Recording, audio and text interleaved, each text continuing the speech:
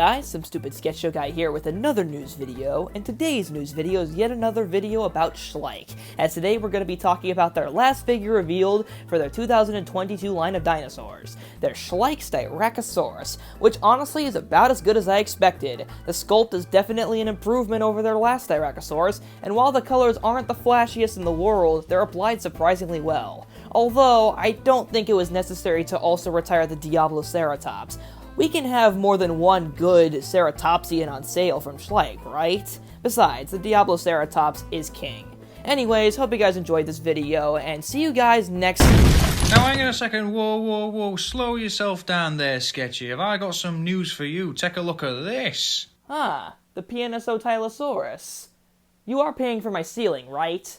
Now, since you've got a mosasaur on your hands, and a Russellosaurine mosasaur for that matter, you're going to need Mr. Mosasaur in here, so that's why I've popped in to give my thoughts on this new figure from PNSO.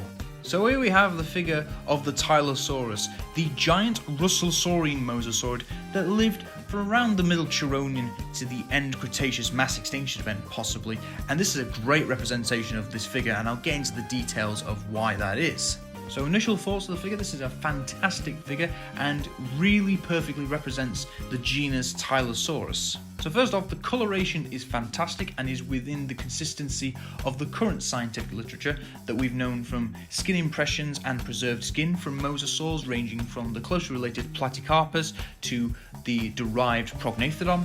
And with Tylosaurus here, you can see it's got a dark coloration on the top and a lighter coloration on the bottom, which is consistent from what we know of modern day oceanic predators like the great white shark. The proportions of the animal are very accurate for the genus Tylosaurus, with that elongate head, body and tail, and those small little paddles you can see on the side of the animal.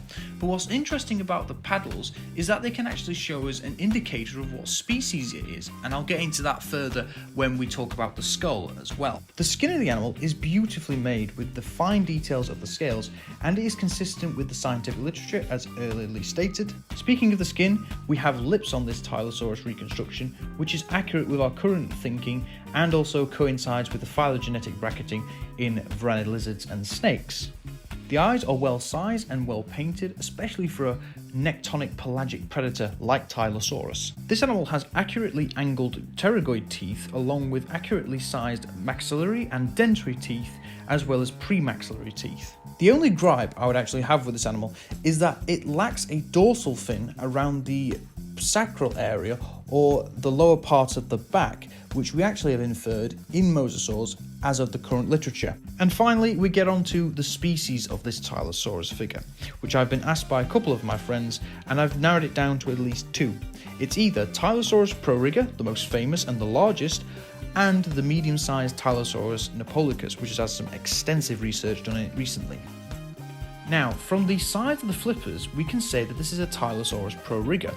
However, adult specimens of Tylosaurus napoleonicus reached similar proportions to Tylosaurus proriga, so actually you could have it either or, but from the slenderness of the skull, it's more closer to Tylosaurus napoleonicus.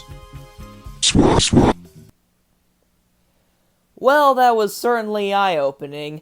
While I can't go into all the scientific nuances that make this figure scientifically accurate and up-to-date, I can at least say that this figure looks really nice, and is an improvement over their Mosasaurus that they did 2 years ago, which, fun fact, I did make a news video on back when it was first released. But now we have Tylosaurus, and honestly, PNSO has come a long way.